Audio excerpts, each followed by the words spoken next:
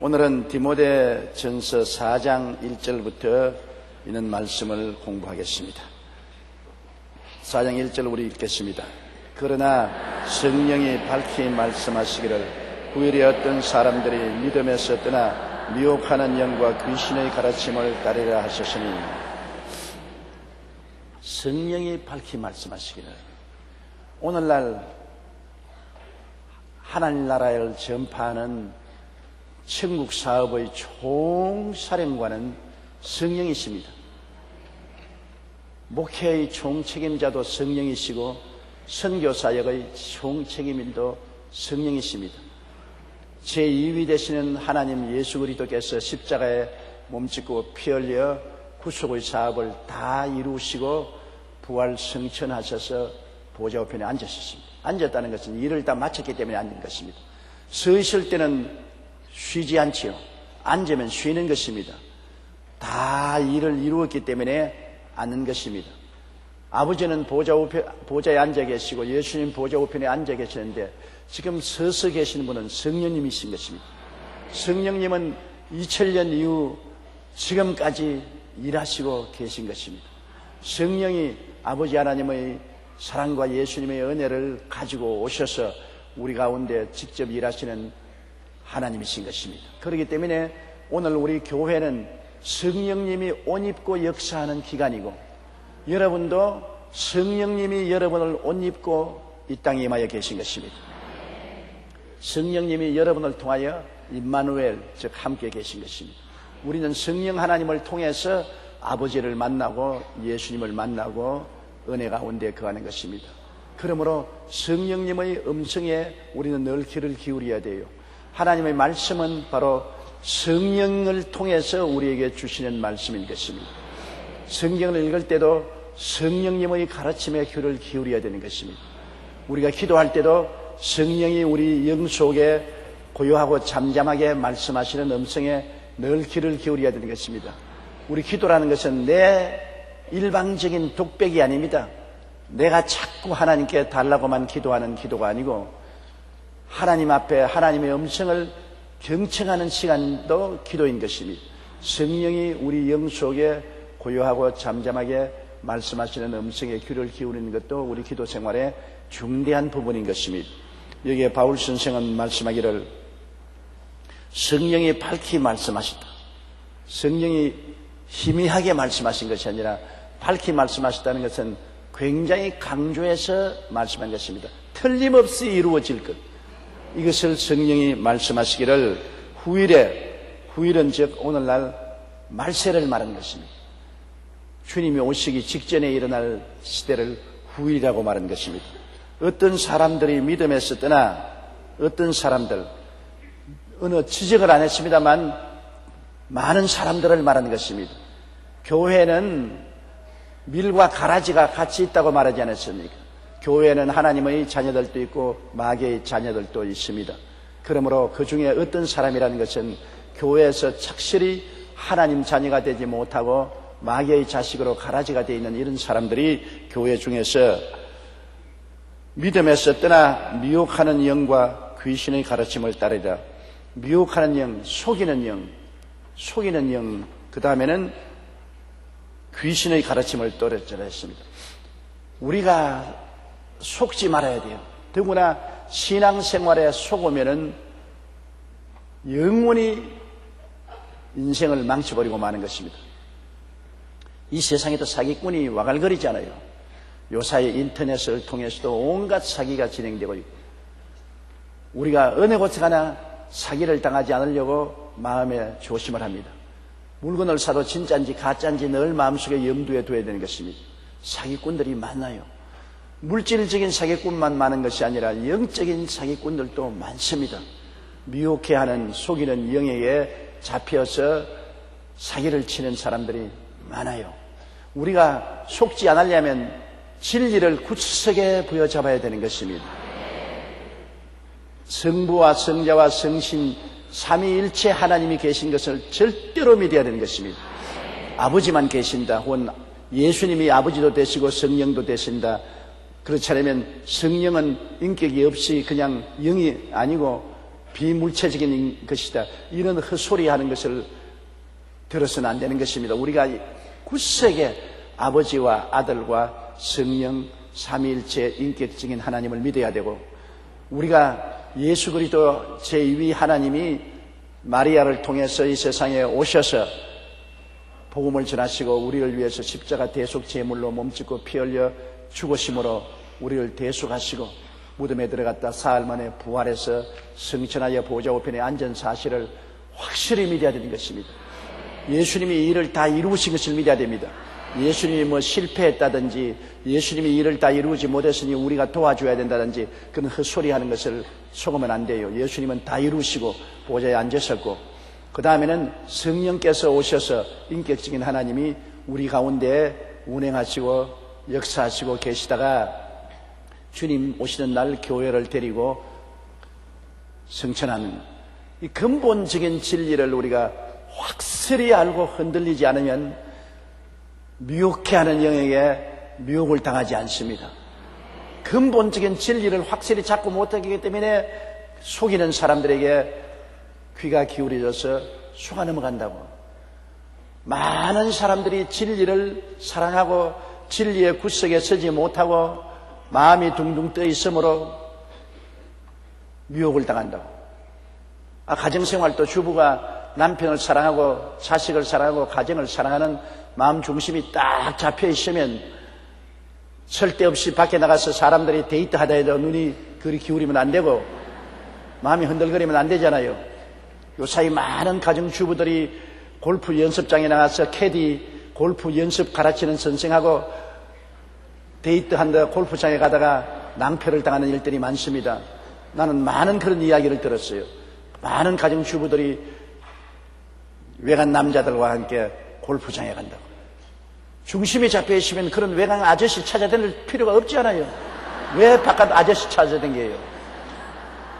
마음 중심이 딱 잡혀 있으면 미혹해하는 거짓말에 속아 넘어가지 않는 것입니다. 남자들도 한 가지요. 가정에 딱 중심이 잡혀 있으면 곁에서 유혹하는 모든 유혹을 뿌리칠 수가 있습니다. 중심이 흔들리고 허하기 때문에 그래요.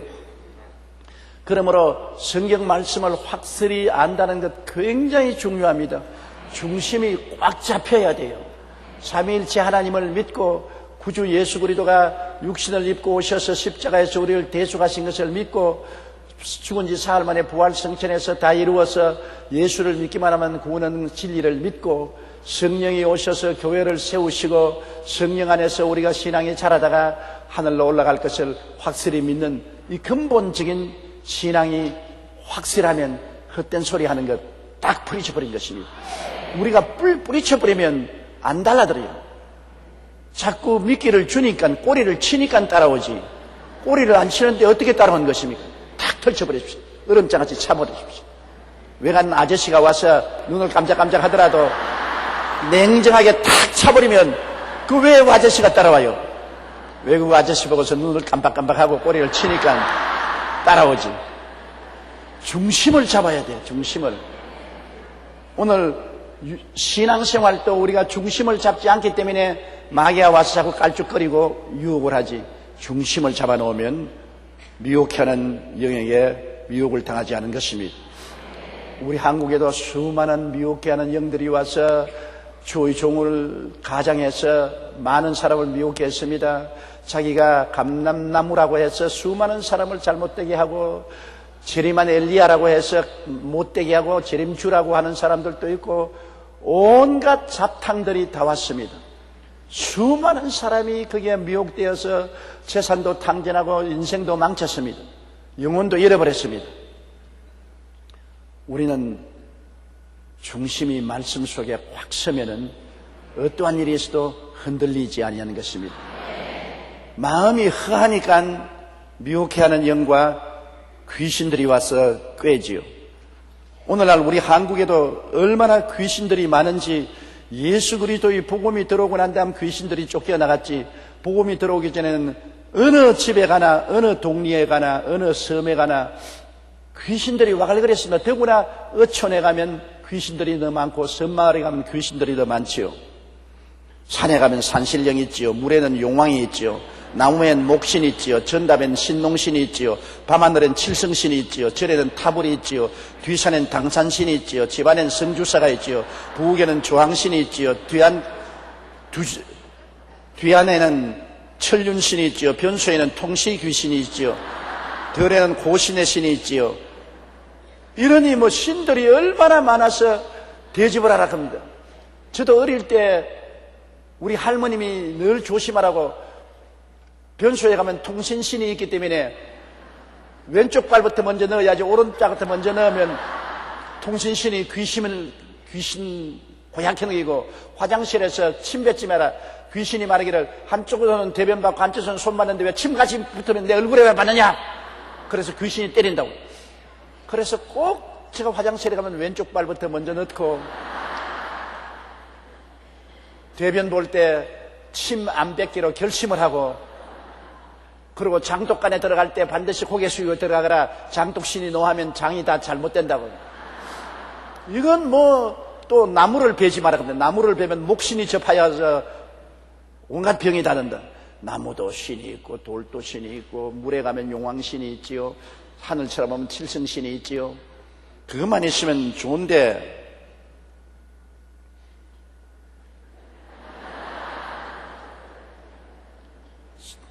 처녀가 죽으면 수살 귀신이 되고, 총각이 죽으면 몽달 귀신이 되고, 과부가 죽으면 원혼 귀신이 되고, 호라비가 죽으면 상투 귀신이 되어서, 이런 거 죽은 귀신들이 왜 그렇게 많아요?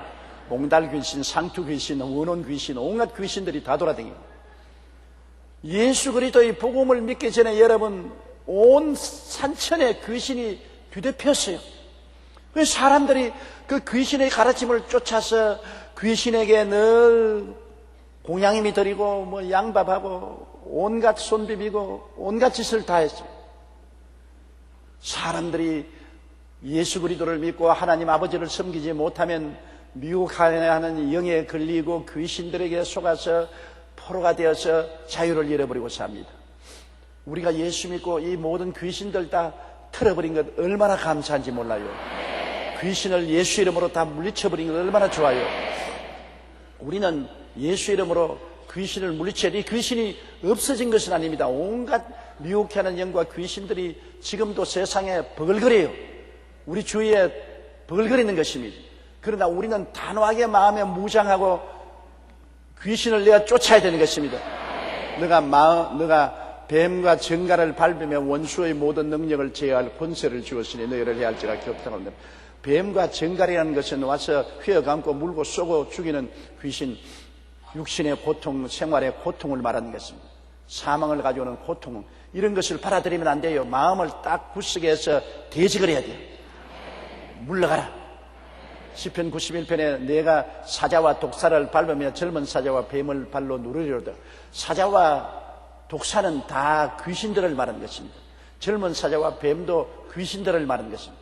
귀신들이 와서 울부짖고 물고 찢고 협박 공갈하고 고통을 주면은 우리가 발로 밟으라는 것은 마음의 발로 밟으라는 것입니다. 마음으로 억압해버려야 돼요. 마음으로 대적하고 억압해버리고 물리쳐야 돼요. 시도 때도 없이 귀신들이 달라듭니다. 집에 있을 때도 달라들고, 잠자는 동안에도 달라들고, 일할 때도 달라들고, 달라들 때마다 우리는 우리 자신이 누군 것을 딱 알고요. 나는 예수 믿고 구원받고 성령이 같이 계심으로 하나님의 아들로서의 뱀과 정갈을 밟으며 원수의 모든 능력을 제어할 권세를 가지고 있다는 것을 알아야 돼요. 귀신을 예수 이름으로 쫓아내면 한 길로 갔다가 7길로 도망을 친다는 것을 알아야 돼요. 마음을 강하게 하고 담대하여 마음으로서 귀신을 짓밟아야 되는 것입니다. 사자와 뱀을 밟으며 독사를 밟고 예수 이름으로 물리칩니다. 나사렛 예수 이름으로 물러가라. 나는 너를 이겼다. 예수 그리스도 이름과 보혈로 나는 너를 이긴 것이니 너희 원수 귀신은 물러갈지어다. 귀신을 대적하면 얼렁거리다가 쫓겨나가 버리고 맙니다. 내버려 두면 자꾸 주위에서 빙글빙글 돌고 떠나질 않아요. 명령을 해서 쫓아버려야 돼요. 그러므로 항상 귀신은 쫓아내야 되는 것입니다. 예수님이 세상을 떠날 때 마지막에 남긴 말씀 중에 너희가 내 이름으로 귀신을 쫓아내라는 말을 주님께서 강하게 말씀하는 것입니다. 믿는 자들에게 이런 표적이 있다니 저희가 내 이름으로 귀신을 쫓아낸다. 제일 먼저 귀신을 칭한 것입니다. 그만큼 귀신들이 우리를 미혹해 하고 우리에게 속이는 일을 하고 도적질하고 죽이고 억압하기 때문에 귀신을 쫓아내야 되는 것입니다. 따라 말씀하시죠. 원수 귀신아, 예수 이름으로 명하노니 물러가라, 떠나가라, 손을 떼라, 해방하지 말라. 나는 너를 이겼다. 그렇게 여러분 항상 귀신을 대적하기 바랍니다. 그래서 여러분의 영도 마음도 몸도 귀신의 억압에서 해방하고 자유스러워야 여러분이 올바른 신앙생활도 할 수 있고 세상 삶도 살아갈 수가 있는 것입니다. 어떤 사람들이 믿음에서 떠나 하나님의 말씀 중심에서 떠나서 미혹하는 영과 귀신의 가르침을 따르려고 하는 것입니다. 2절요. 자기 양심이 화인을 맞아서 외식함으로 거짓말하는 자들이라. 화인을 맞는다는 것은 뭐냐면 짐승들을 기른 목장에서 자기 짐승과 남의 짐승을 분별하기 위해서 쇠 벌거이 다루어서 쫙 찢어놓지 않습니까? 엉덩이에. 그런 거 봤죠? 영화에. 찢어놓으면은 그게 자기 목장의 소유라는 것이 표가 나죠. 옛날에 로마 시대는 종들을 등에다가 쇠로 찢습니다. 그래서 흠집을 만들어서 종인 것을 알게 만들어주는 것입니다. 그런데 양심을 불로서 찢은 것이 양심이 화인 맞았다. 양심은 부드러워서 성령의 음성을 전달하는 공명이 되는 것입니다.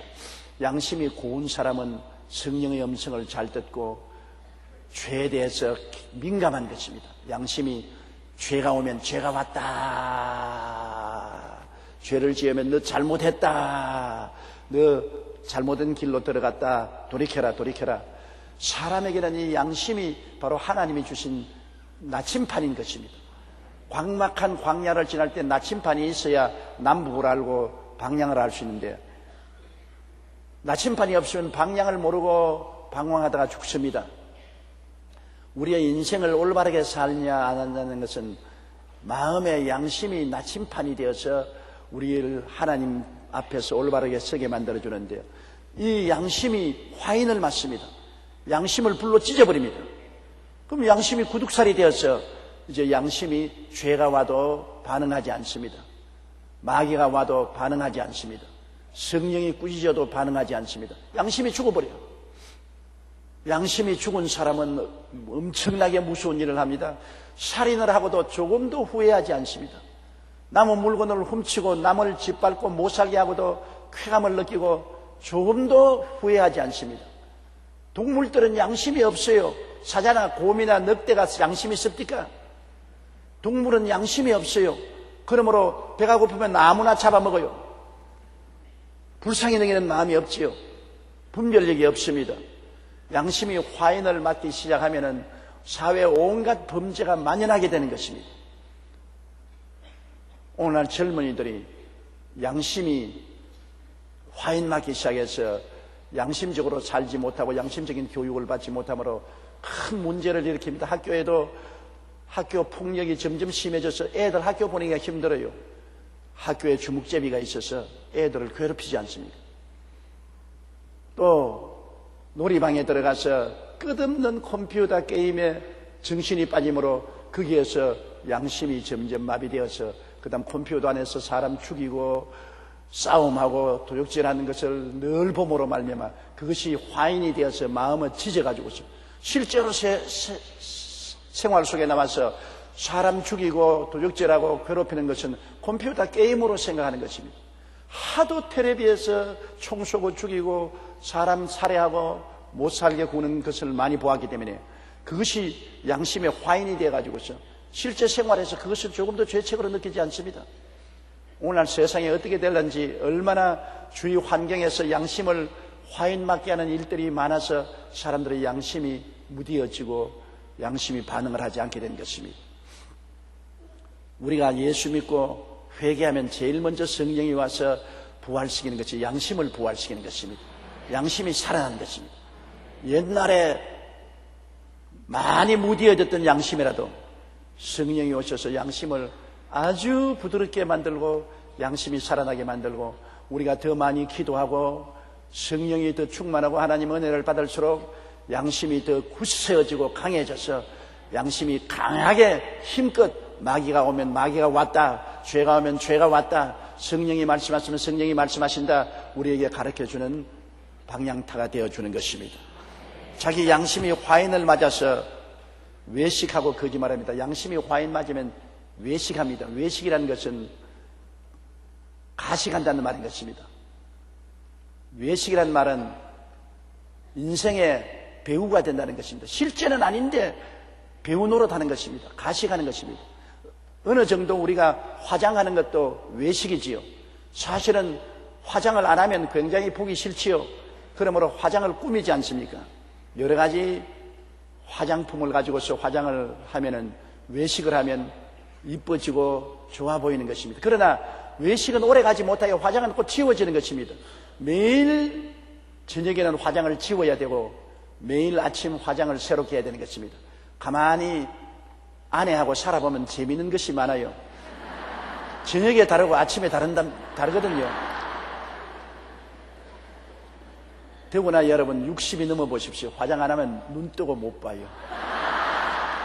완전히 화장 안 하면 다른 사람입니다. 그렇게 다른 사람일 수가 없어요. 머리도 그렇고 얼굴도 그렇고 다른 사람인데 딱 아침에 1시간쯤 화장을 하고 난 다음 나오면 완전히 다른 사람이요. 그렇게 젊어 보이고 이뻐 보이고 생신해 보일 수가 없어요. 화장 그리고 옷이 날개라는 것 참말입니다.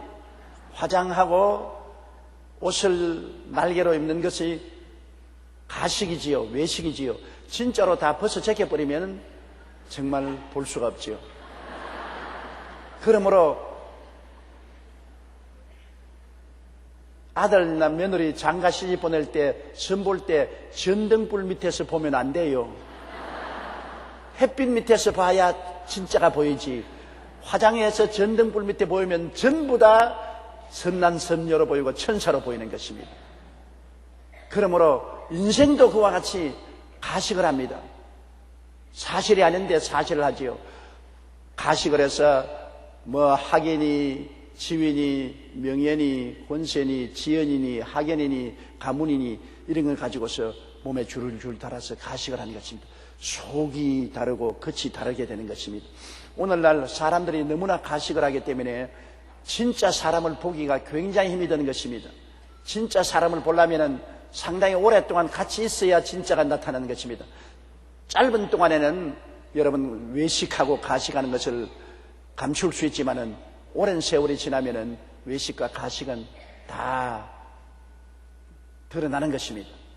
그런데 양심이 화인 맞은 사람들은 사람들을 속이기 위해서 사람들을 자기 손아귀에 넣기 위해서 자기를 가식하지 않습니다. 외식하고 가식하는 일을 많이 하는 것입니다. 그러므로 양심대로 하지 않고 외식하고 거짓말하는 것입니다. 외식하는 것은 내적인 것을 감추는 것이고 그리고 또 감추니까 거짓말하게 되잖아요. 이 세상에 외식을 하는 사람들이 거짓말을 떡먹듯이 하지 않습니까? 여러분 다단계 판매하는 사람들 화려하게 꾸며놓고 사람들을 불러다가 다단계 사업을 해서 일약 청금을 하고 막 돈 부자가 되었다는 이야기를 듣게 하고 거짓말을 해서 뭐 퇴직금 받은 돈이나 집 한 돈 다 가지고 넣게 해서 손 털고 거지되게 만드는 이런 일들이 많지 않습니까? 그러므로 오늘날 외식하는 가식하는 사람들과 거짓말하는 것에 우리가 속아 넘어가지 않기 위해서는 언제나 말씀의 구석에 서야 되는 것입니다. 탐욕을 없애면 그곳에 빠지지 않은 것입니다. 우리가 외식하고 거짓말하는 사람에게 넘어가는 것은 우리 마음속에 탐욕 때문에 그런 것입니다. 분수를 띠집어 놓으면서 순식간에 큰 부자가 되고 큰 유익을 얻으려고 하는 마음이 있기 때문에 언제나 그게 걸려 들어가는 것입니다. 외식하고 거짓말하는 사람들이 언제나 낚싯바늘에 뭘 꼈냐? 탐욕을 딱 깨놓고 있어요. 욕심을 깨놓고 있어요.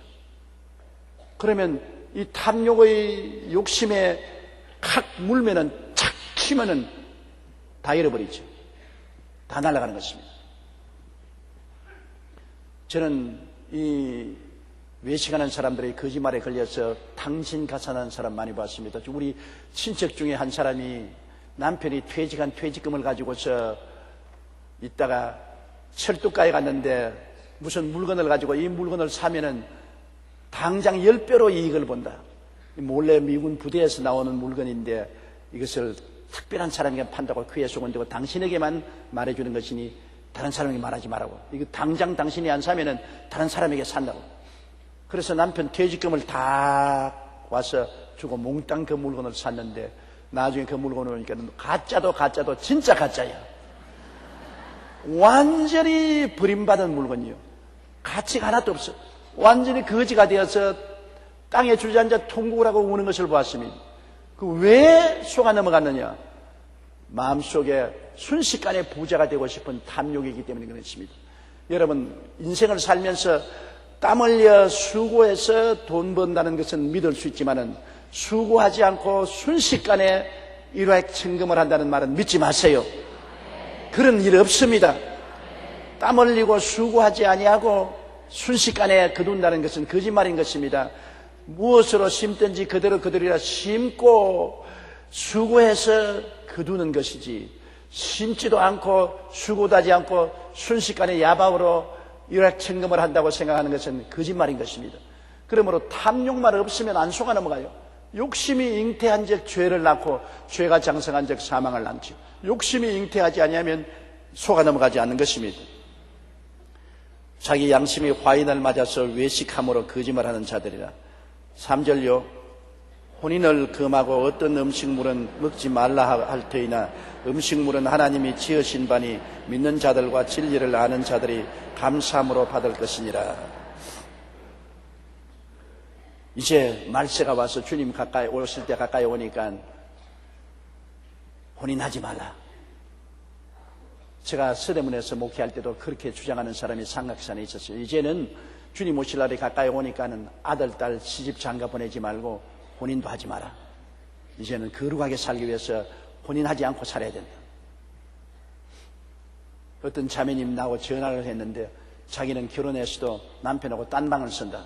왜 그러니까 주님 오실 날이 가까우니까 거룩하게 되기 위해서 딴 방을 쓴다. 그러면서 날 보고 목사님도 딴 방 서라고 내가 혼을 내주었습니다. 왜 그러냐? 어디에 거룩하기 위해서 딴 방 서란 말이 어디 있느냐?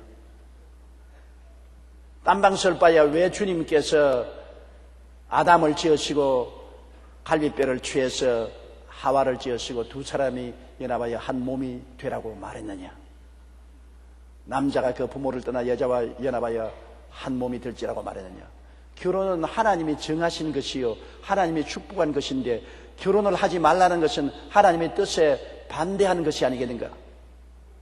물론 내가 하나님의 소명을 받아서 평생을 주님께 바치겠다고 나온 특별한 사명을 받은 사람은 특별한 사명을 받았으니까 그렇죠. 일반 사람들이 결혼 안 하면 인구가 줄어들고 나라가 없어질 건데 어떻게 할 것입니까? 하나님께서는 모든 사람들이 특별한 소명을 받은 사람 이외에는 남자는 장가가고 여자는 결혼해서 자녀를 낳고 기르고 하늘나라를 열심히 받들고 섬기도록 원하는 것이 아버지의 뜻인 것입니다. 그러므로 거룩하게 되기 위해서는 혼인을 금해야 된다. 이건 거짓말인 것입니다. 결혼 생활을 잘함으로 거룩하게 되어야지 결혼을 하지 않고 혼인을 금함으로 거룩하게 된다는 것은 가짜인 것입니다.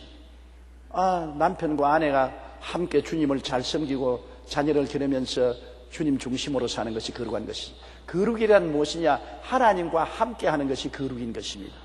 내가 행동으로 거룩해지지 않습니다. 여러분, 모세가 시내산에 왔다 갔다 할 때 그 땅은 거룩한 땅은 아니었었습니다. 그냥 시내산 바위산이에요. 그런데 가시능쿨에 불이 활활 타올랐습니다. 그 불구경을 가니까 모세야 모세야 내가 선 땅은 거룩하니 신발을 벗으라 했습니다. 왜 시내산 바위 땅이 거룩하게 되었습니까? 하나님이 임재하여 계시기 때문에 거룩한 땅이 된 것입니다. 그 다음 하나님이 그 가시는 굴을 떠나고 나니까 그 땅은 거룩하지 않았습니다. 그대로 보통 땅이 되고 말한 것입니다. 여호수아도 그가 가나안 땅에 들어올 때 여리고 평지에 왔을 때 하나님의 사자가 앞에 섰습니다. 여호수아가 나가서 당신은 우리 편이냐 적군의 편이냐고 말할 때 나는 하나님 앞에 모시고 있는 천사장이라고, 너가 선 땅은 거룩하니 신발을 벗어냈어. 하나님이 임재하여 계신 곳은 다 거룩한 곳입니다. 우리 교회는 거룩합니다. 왜냐? 이곳에 하나님이 임재하여 계시기 때문에 거룩한 교회인 것입니다. 여러분은 성도입니다. 거룩한 하나님의 백성입니다. 왜? 여러분 속에 성령이 와서 계시기 때문인 것입니다. 그러므로 성령을 모시는 가정은 다 거룩합니다. 남편도 거룩하고 아내도 거룩하고 자녀들도 거룩한 것입니다. 예수를 믿지 않는 사람들은 거룩하지 않습니다. 아무리 혼자 살아도 거룩하지 않습니다. 아무리 산속에 살아도 거룩하지 않습니다. 아무리 금식해도 거룩하지 않습니다. 하나님이 계시지 않은 곳에는 거룩함이 없습니다. 하나님이 없는 곳에는 마귀가 있으므로 추합니다. 더러운 귀신, 추한 귀신이 있기 때문에 더럽고 추하지 거룩하지 않습니다. 그러므로 혼인을 금한다고 해서 거룩하게 되는 것 절대로 아닙니다. 예수를 믿고 성령이 같이 계셔야 거룩한 것입니다. 예수님을 구주로 믿으셨지요? 보혈로 씻었지요? 성령이 와서 계시지요? 여러분은 거룩한 사람들인 것입니다. 거룩한 사람들인 것입니다. 거룩한 사람들이 이 세상에 우리가 삶으로 세상이 변화되고 거룩하게 되는 것입니다.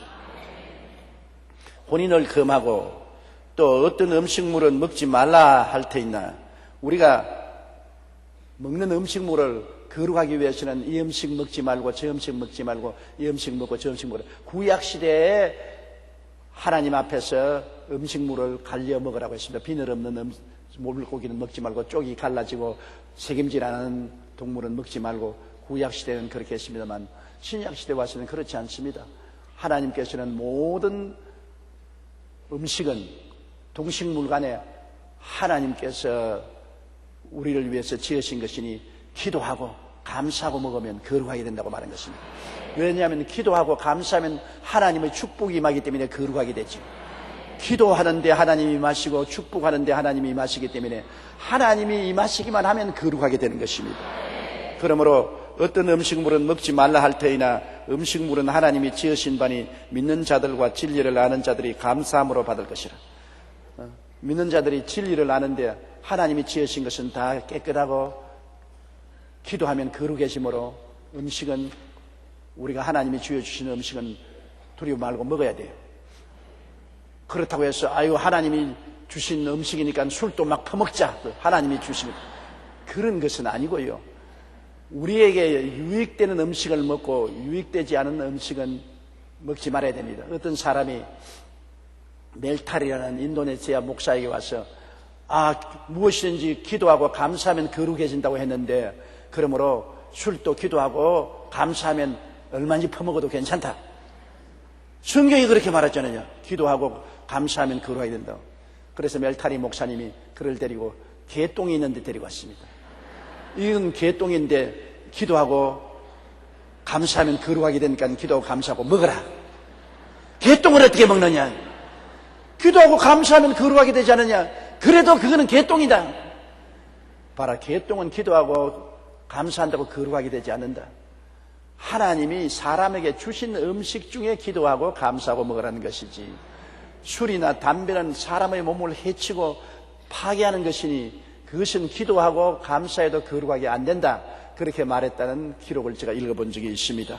그러므로 우리가 거룩하게 되기 위해서 혼인을 금해야 되고, 음식은 어떤 음식을 먹고 어떤 음식은 먹지 말라는 이러한 율법적인 행위는 하지 말라는 것을 성경에 말하고 있는 것입니다. 4절요. 하나님께서 지으신 모든 것이 선함에 감사함으로 받으면 버릴 것이 없나니라. 하나님이 우리 먹으라고 지으신 음식 중에 모든 것이 다 선함으로 우리가 감사하게 받으면 버릴 것이 없다는 것입니다. 왜냐하면 하나님이 음식으로 준 건 말입니다. 동물들도 하나님이 우리에게 먹으라고 주는 음식으로 준 것은 다 선하고, 식물들도 하나님이 우리에게 먹으라고 주는 음식물은 다 선한 것입니다. 음식을 골라 먹어야 거룩하게 된다, 그런 일은 없는 것입니다. 그러므로 혼인하지 말라, 거룩하게 되기 위해서는 혼자 살아야 된다, 음식을 골라 먹어야 거룩하게 되고 아무 음식이나 먹으면 안 된다, 이런 것은 아무것도 아닌 것입니다. 우리의 진실한 신앙이란 예수님을 믿고 성령 충만하고 하나님을 섬기고 사는 것이지, 무슨 혼인하지 말라, 음식을 골라 먹어라, 이 집에 살아라, 저 집에 살아라, 지리 풍수설을 따라 살고, 그런 건 절대로 아닙니다. 우리는 하나님을 믿고 의지하고 사는 사람이기 때문에 그런 것은 골라 갈 필요가 없습니다. 결혼도 해서 오래 행복하게 장수하며 사십시오. 그리고 음식도 여러분, 사람이 먹도록 만들어주신 음식은 골라 먹지 말고 다 감사하면서 하나님께 받아서 잡수십시오. 그러면 여러분, 우리가 다 유익을 얻게 될 수 있는 것입니다. 5절요. 하나님의 말씀과 기도로 거룩하여 짐이라. 우리가 왜 음식 먹을 때 기도하라는 거냐? 기도하면 하나님의 축복이 임해서 음식이 거룩하고 깨끗하게 되는 것입니다. 기도를 안 하면 음식은 거룩하게 안 되는 것입니다. 거룩하게 되면 하나님이 축복을 해준다는 것입니다. 성경 말씀에 주 야훼를 섬겨라, 그래야면 제가 물과 양식에 복을 내리니 너희 중에 병을 제하리니 너희 중에 낙태하는 자나 잉태치 못하는 자가 없을 것이라, 내가 너희 날수를 채우리라. 거룩하게 되면 병을 제하여 주는 것입니다. 음식이 하나님의 거룩한 축복을 받으면 그 음식을 먹음으로 병을 제하고 그리고 장수할 수 있는 복을 주시는 것입니다. 때문에 음식은 언제나 우리가 하나님 말씀을 의지하고 감사 기도를 드려야 되는 것입니다. 급하다고 그냥 기도도 안 하고 막 먹는 사람이 있는데, 먹는 것은 다 한 가지겠지만은 기도를 해서 하나님이 거룩하게 해주신 것하고 하나님이 거룩하게 해주지 아니한 것하고 천양지차가 틀리는 것입니다. 일본의 물박사의 그 글을 보면은 물을 병에다가 컵부에다가 넣어놓고 난 다음 물을 보고, 얘 나쁜 놈아, 미워한다, 나는 너를 아주 죽이고 싶다. 그러면 사진을 찍었는데 물이 어그러져서 흉악하게 되어버리고 말아요. 그러나 물을 보고 사랑한다, 축복한다, 아름답다 해놓으면 아름다운 육각수가 되어요. 물도 그래요. 그래서 사람이 호숫가에 앉아서 호수를 보고 막 욕을 하고 미운 말을 하고 저주를 하고 아주 분탕질을 하면 호수물 전체가 어그러지고 흉악하게 되어요. 그러나 호숫가에 앉아서 호수를 축복하고 찬미하고 사랑을 하면은 호수물이 육각수가 되어서 그렇게 좋아져요. 물도 축복하면 그렇게 좋아지는 것입니다. 여러분, 농사 짓는 사람이 많은 증거를 합니다. 농산물을 보고 하나님 앞에서 축복을 하니까 농산물이 잘 되더라고요. 소도 찬송가를 들려주니까 젖소에 젖이 더 잘 나오고, 닭에게 찬송가를 들려주고 축복을 해주니까 계란을 잘 낳고, 오렌지를 키우는데 오렌지 나무마다 예수님 이름으로 축복을 해주니까 오렌지가 벌레 먹지 않고 아주 충실한 오렌지가 되더라고요. 음식물도 우리가 축복을 해주면 병이 다 사라지고 저주가 사라지고 축복으로 넘치게 되는 것입니다. 만물은 하나님이 지으시기 때문에 사랑의 응답을 합니다. 여러분 집에서 키우는 화초도 사랑한다, 나는 너를 좋아한다, 이쁘다 하면, 그러나 이놈의 꽃, 이게 왜 이 꽃을 갖다 놨노? 이거 보기도 싫은데 이거 치워버려라. 왜 꽃을 갖다 놨노? 향기도 좋지 않고. 그러면 꽃이 굉장한 변화가 다가오는 것입니다. 사람들도 마찬가지입니다. 몸이 허약한 사람에게, 와, 얼굴빛이 참 좋으네요, 건강하게 되는가 봅니다, 정말 좋아졌네요. 그러면 굉장한 힘이 솟아오르고 더 좋아집니다. 그런데 허약한 사람을 만나가지고서, 아이고 얼굴이 왜 이 모양이야, 아이고 죽을란가 봐, 아이고 너무나 허약하게 보여, 큰일 났구나, 병원에 빨리 가보시오. 그러면 생사람 잡아요. 그 자리에 죽어요 그냥. 우리가 축복하는 축복으로 축복이 임하고, 우리가 저주하는 저주로 저주가 임하는 것입니다. 그렇기 때문에 제가 이 자리에 있으면 예수 이름으로 축복을 하고 서로 예수 이름으로 축복을 나누고 저를 축복해 달라는 것은 축복함으로 그 축복이 임하기 때문인 것입니다. 우리의 말로 살리고 죽일 수가 있는 것입니다. 하나님의 축복도 우리가 묶으면 하늘에서도 묶이고 풀면 하늘에서도 풀리는 것입니다. 그러므로 음식을 두고서 우리가 사랑하고 기뻐하고 축복하면 음식물에 전부 육각수가 생겨나고 거룩하게 되고 건강하게 되는 것입니다. 사람은 여러분 우리 몸의 60% 이상이 물로 되어 있는 것입니다. 식물들도 거의 물로서 되어 있는 것입니다. 그 속에 있는 물이 육각수가 되면은 굉장한 건강을 가져오는 건강수가 되는데, 물이 막 이그러져서 물이 파괴되면 그 물을 마시는 사람이 모두 다 병들지 않겠습니까? 사람을 축복하면 우리 여러분 몸속에 있는 물이 전부 육각수가 되어서 몸에 건강을 가져오지만, 물을 저주해버리면, 몸을 저주하면 몸속에 있는 물이 전부 파괴되어서 병을 가져오고 파괴를 가져오게 되는 것입니다. 우리는 하나님의 신비를 너무나 모르고 있는 것입니다. 우리가 하나님 앞에서 예수님 이름으로 축복하는 그 축복은 엄청난 복이 되는 것이고, 예수 이름으로 저주하면 엄청난 파괴를 가져온다는 것을 알아야 되는 것입니다. 그러므로 절대로 말로서 우리 자녀들을 저주하지 말아야 되고, 욕하지 말아야 되고, 남편도 욕하지 말고 아내도 욕하지 말아야 돼요. 무서운 저주가 다가오는 것입니다. 언제나 우리 입을 열어 축복을 하십시오. 축복을 하면 내게도 축복이 오고 상대에도 축복이 오는 것입니다. 그러므로 하나님의 말씀과 기도로 거룩하여지는데, 하나님 말씀을 생각하고 기도하면은 물도 거룩해지고 음식도 거룩해지고 사람도 거룩해지고 환경도 거룩해지는 것입니다. 그러므로 집에서 가정예배로 찬송을 부르고 말씀을 읽고 기도하면 온 가정의 분위기가 거룩하게 되는 것입니다. 뭐 가정예배 본다고 무슨 좋은 일이 있겠냐? 그렇지 않아요. 온 가정이 거룩하게 되면 하나님의 축복이 임하여주고 병이 떠나가는 것입니다. 거룩한 곳에 병이 있지 않습니다. 병이 떠나가고 사탄이 떠나가는 것입니다. 찬송을 부르고 말씀을 읽고 기도하면은 그것이 훌륭하게 못하고 시원찮게 한 것이라도 찬송과 기도와 말씀으로 온 가정이 거룩하게 되고 하나님의 축복이 임하시게 되는 것입니다. 그 다음 6절요. 내가 이것으로 형제를 깨우치면 그리스도 예수의 좋은 일꾼이 되어 믿음의 말씀과 내가 따르는 좋은 교훈으로 양육을 받으리라. 바울 선생께서 디모데에게 부탁한 대로 이와 같은 일들을 가르치라는 것입니다. 여러분 지역장, 구역장들은 이런 것을 알고 가르쳐야 돼요.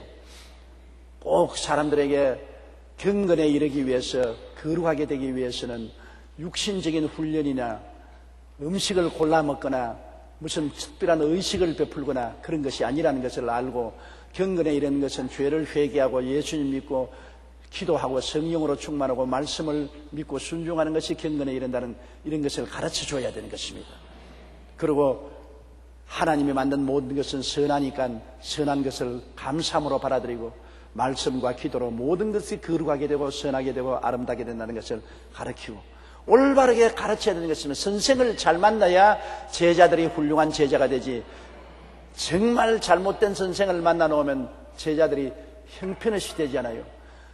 훌륭한 지역장, 구역장 밑에 있는 구역원들은 좋은 교훈을 받고 좋은 교육을 받아서 훌륭한 성도가 되지만은, 지역장, 구역장이 엉터리가 되면은 교인들이, 지역 구역원들이 전부 엉터리가 되는 것입니다. 더구나 주의 종이 정말로 하나님 중심으로 서서 말씀을 잘 가르치면 성도들이 올바르게 선 신앙인이 되고 영혼이 잘 되고 범사에 잘 되며 강건한 훌륭한 크리스찬이 되지만은, 목사가 엉터리면 교인들이 다 망해지고 마는 것입니다. 그러므로 내가 이것을 형제를 깨우치며 예수의 좋은 일꾼이 되어 믿음의 말씀과 내가 따르는 좋은 교훈으로 양육을 받게 하라. 말씀과 좋은 교훈으로 성도들을 가르치는 것 얼마나 좋은지 모릅니다. 어머니가 자녀들의 건강을 생각하고 아침 음식의 메뉴도 짜고 점심도 짜고 저녁도 메뉴를 짜서 골고루 먹어서 건강이 되도록 하면 모두 다 병들지 않고 영양이 충실하고 잘 자라지 않습니까? 그러나 어머니가 싫다고 아무거나 해가지고서 먹든지 말든지, 배고프든 먹어라, 배 안 고프면 먹지 마라 내버려 놓으면 편식을 하게 되는 것입니다. 그래서 피자나 자꾸 갖다 주고, 그렇지 않으면 요사이 말하는 핫도그나 자꾸 먹이고, 음식하기 싫어서 편식을 시켜놓으면 살이 찌고 병들고 영양부실이 되고 나중에 건강을 망치게 되지 않은 것입니까? 어머니의 요리 솜씨가 가정의 건강에 절대적인 요건이 되는 것처럼 교회 주의 종들의 말씀을 올바르게 전하고 올바른 교훈을 주는 것이 성도들의 신앙의 건강에 절대적인 요소가 되는 것입니다. 편식을 시키면 안 됩니다. 한 가지로 집중 편식을 시키면 안 되고 골고루 먹어야 되는 것입니다. 말씀으로 충만하고 은혜로 충만하고 믿음으로 충만하고 헌신과 봉사로 충만하고 다 골고루 먹어서 훌륭한 신앙으로 자라야만 되는 것입니다. 7절요. 망령되고 허탈한 신화를 버리고 경건에 이르도록 내 자신을 연단하라. 말씀을 떠난 헛된 신화를 따라가면 안 되는 것입니다. 어떤 사람들이 환상을 보니 이렇더라, 계시를 보니 이렇더라, 하나님의 음성을 특별히 들으니 이렇더라. 말씀은 제껴놓고 계시만 받으러 따라다니는 사람들이 많습니다. 흩은 신화 같은 소리에 귀를 기울이면 안 돼요. 우리의 신앙의 안내는 성경인 것입니다. 하나님이 성경을 완성해 주셔서 성경 밖으로 나가지 말라고 하시는 것입니다. 하늘에서 온 천사라도 성경이 가르치는 말 이외에 다른 말을 말하면 저주를 받을 것입니다. 그건 천사가 아니라 천사를 가정한 사탄인 것입니다. 그렇기 때문에 말씀에 써야 되는 것입니다. 오늘날 하나님은 말씀을 통해서 우리를 찾아오는 것입니다. 성령도 말씀을 통해서 우리에게 찾아오는 것입니다. 그러므로 말씀의 구석에 써야 돼요. 오늘 내가 편지를 한 통 받았는데 구라파에서 온 어느 자매님이 편지를 하는데 남편하고 약혼자하고 지금 결혼하기 전에 있는데 자기가 꿈을 꾸는데 꿈에 약혼자 집에 가니까 약혼자가 자기를 데리고 문 밖에 나와서 하늘을 쳐다보는데 하늘에 세 분이 구름을 타고 있더랍니다. 두 분은 천사고 한 사람은 누군가 하고 쳐다보니까 남편의 말이 조용기 목사다. 그 구름 위에 천사 두 사람하고 조용기 목사가 서 있는데 천사 두 사람이 내려와서 자기들에게 여러 가지 교훈과 훈령을 주더라는 것입니다. 그런데 자기가 조 목사가 아직 죽었다는 소리 못 들었는데 왜 구름 위에 천사와 같이 떠 있냐, 선지자와 사도들과 함께 공중에 구름에 떠 있느냐, 이상하다. 그렇게 편지를 해왔어요. 제게. 자, 나는 번연히 살아있는데 내가 벌써 죽어서 구름 타고 있으면 큰일 났지 않습니까? 그런 편지를 받았다고 해서 내가 구름 탔다고 허탄한 자랑에 빠진다면 큰일 나지 않겠습니까? 제가 예를 들어 말해서 그런 것입니다. 누가 환상을 보았다, 계시를 보았다, 특별한 하나님의 은총을 베푼다, 그런 말에 속아 넘어가면 안 되는 것입니다. 우리의 믿음은 오직 예수 그리스도의 십자가에만 의지해야 되는 것입니다. 십자가 없이 우리는 아무것도 아니에요. 우리가 뭘 잘한 것이 있습니까? 지은 것 죄밖에 없는데 예수 십자가 보혈을 통해서 구원을 받았어.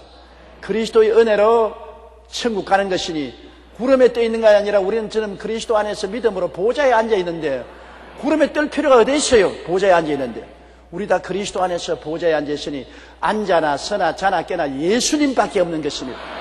예수님만 우리 눈에 보이고 예수님만 자랑해야지, 예수님 밖에 나가서 어떠한 특정인을 자랑한다든지 특정인이 잘났다 못났다 하면 잘못된 것입니다.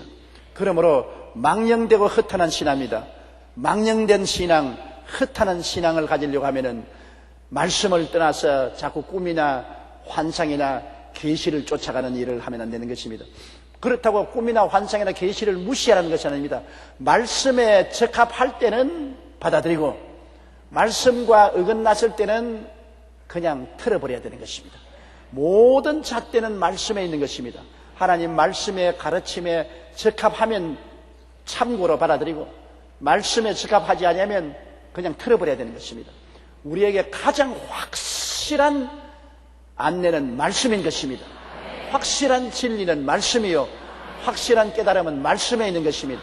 그렇기 때문에 성경을 공부하고 성경을 읽고 성경을 묵상하는 것이 가장 중요한 것입니다. 그러므로 망령되고 허탄한 신화를 버리고 경건에 이르도록 내 자신을 연단하라. 우리가 경건하게 되는 것은 하나님과 함께 있는 것이 경건한 것입니다.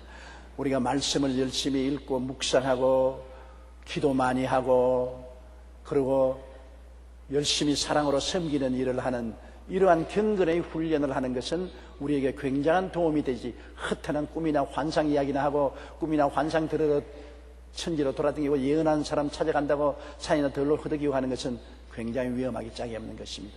우리가 말씀에 서고 기도 열심히 하고 사랑으로 봉사하고 경건에 이른 사람이 제일 좋은 신앙생활을 하는 사람인 것입니다. 8절요. 육체의 연단은 약간의 유익이 있으나 경건은 범사에 유익하니 금생과 내생의 약속이 있느니라. 육체의 연단은 육체적으로 호행을 하는 것을 말하는 것입니다. 장기간 금식을 한다든지 육체적으로 사람들을 만나지 않고 혼자 고독하게 있다든지 이렇게 육체를 호행을 통해서 신앙을 얻어보려고 하는데 전혀 유익이 없는 것이 아니라 유익은 있어도 조금밖에 없다는 것입니다. 큰 유익이 육체의 고통을 통해서 오는 것은 아닙니다. 우리 경건은 말씀과 성령을 통해서 오는 것입니다.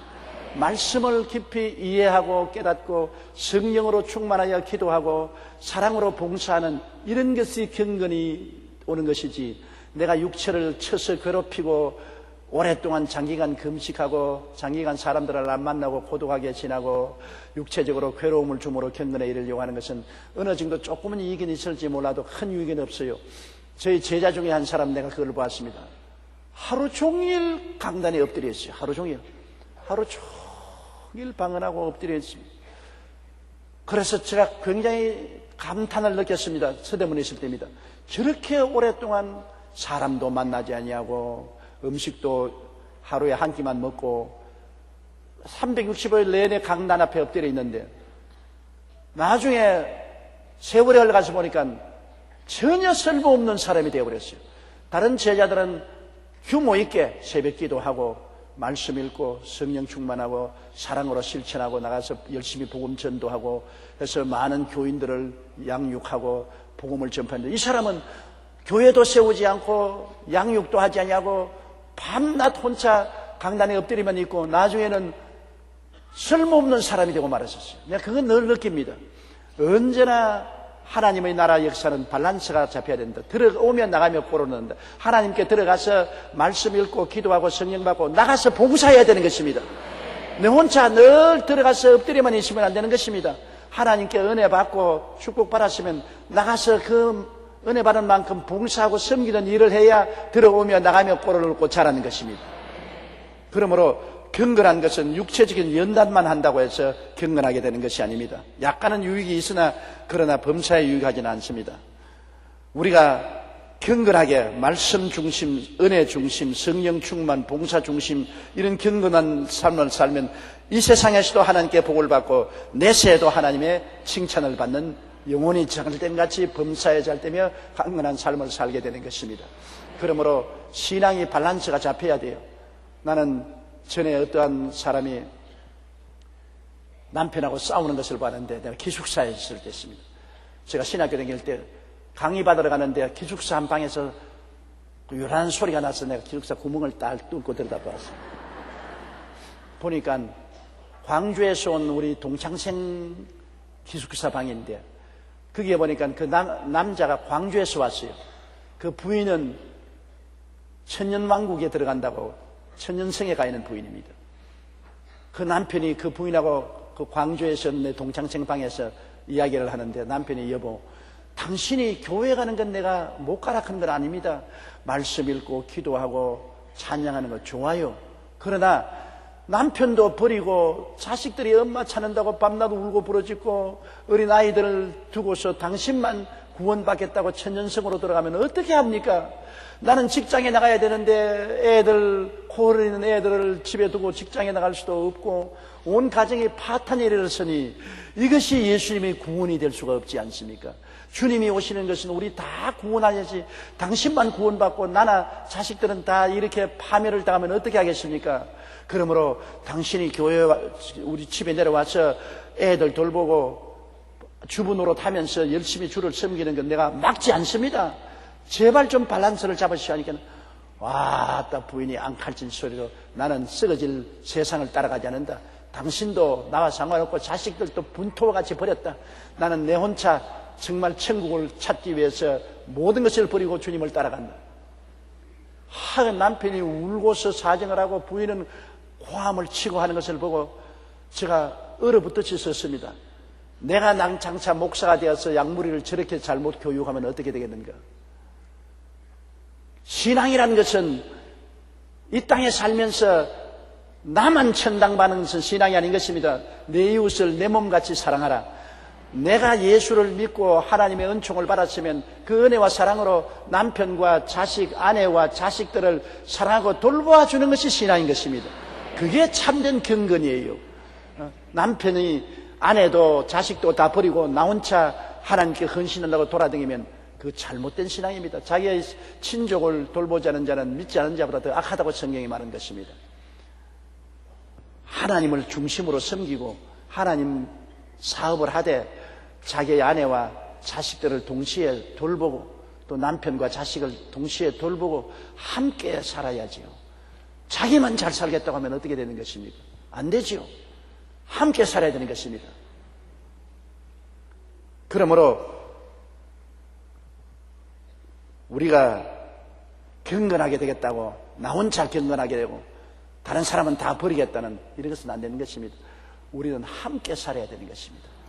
우리는 함께, 가족도 함께 신앙생활을 해야 되고 천당도 함께 손과 손을 잡고 가야 되고 우리 나라와 민족 가운데도 나만 예수 믿으면 되었지 다른 사람이 다 멸망한들 무슨 상관이냐 하지 말고 다른 사람 위해서 기도하고 헌신하고 봉사해야 되고 북한에 있는 사람들을 위해서 우리가 불창에 위해서 기도하고 우리가 양식도 보내고 의약품도 보내고 함께 같이 살 수 있도록 노력하는 것이 경건한 생활인 것입니다.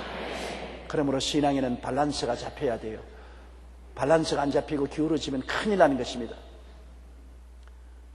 아예 그냥 은혜 받겠다고 밤낮 부흥회만 돌아다니면서 얼굴이 새까맣게 돼가지고서 보따리 싸고 이 부흥회로 저 부흥회로 이 기도원에서 저 기도원으로 돌아다니고 집에 가면 밥 먹고 난 다음 안 씻은 그릇이 산더미 같이 쌓여있고 구석수마다 빨래 안 한 옷들이 그냥 쌓여있고 집안은 아예 그냥 그런더미가 되어 있으면서도 주여 이 세상 허무한 것 돌봐서 무슨 소용이 있습니까? 나는 하늘나라를 향해서 갑니다. 그건 정말 잘못된 것입니다. 정말 잘못된 것이에요. 여러분 이 세상에 벌써 하나님이 임재하여 계신 것입니다. 내가 하늘나라가 여기 있다 저기 있다 하지 마라. 하늘나라는 너희 안에 있나니라. 내가 하늘나라를 모시고 있고 내 가정이 하늘나라가 돼야 되고 내가 사는 사회가 하늘나라가 돼야 되는 것입니다. 이 세상을 저버리라고 하는 것은 아닙니다. 우리가 있는 곳에 하늘나라를 만들어야 되는 것입니다. 여러분 그러다가 천국에 가는 것입니다. 내가 천국인답게 살아야 되고 우리 가정을 하늘나라로 만들어야 되고 우리가 사는 사회를 하늘나라로 만들려고 전력을 기울여야 되고 천국이 이 땅에 임하도록 열심히 일하다가 진짜 천국으로 가야 되죠. 우리 주기도문에 있지 않습니까? 나라가 임하옵시며 뜻이 하늘에서 이룬 것이 땅에서 이루어지이다.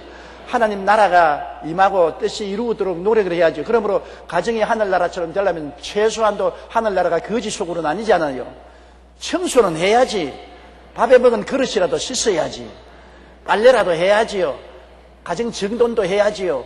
사람들이 여러분 아이고 이 집은 천국 같네. 그렇게 들으면 좋지 않습니까? 그렇게 우리 있는 자리를부터 우리가 최선을 다해서 환경도 천국처럼 만들고 삶도 천국처럼 만들어야지. 이 세상 부귀영화 다 쳐버리고 나는 하늘나라만 간다고 가정도 버리고 세상도 버리는 것은 그것은 신앙생활이 아닌 것입니다. 그렇기 때문에 내가 늘 말하기를 영혼이 잘됨같이 범사에도 잘되고 강건하라. 전인구원 밸런스만 잡아라. 영혼만 잘되면 안 된다. 영혼이 잘됨같이 범사도 잘돼야 되고 그리고 건강해야 된다. 전인구원을 받아서 정말 사람들이 볼 때 야 예수 믿는 사람 정말 영육간에 축복을 받고 잘 사는구나 이렇게 돼야 된다고 그러는 이유가 거기에 있는 것입니다.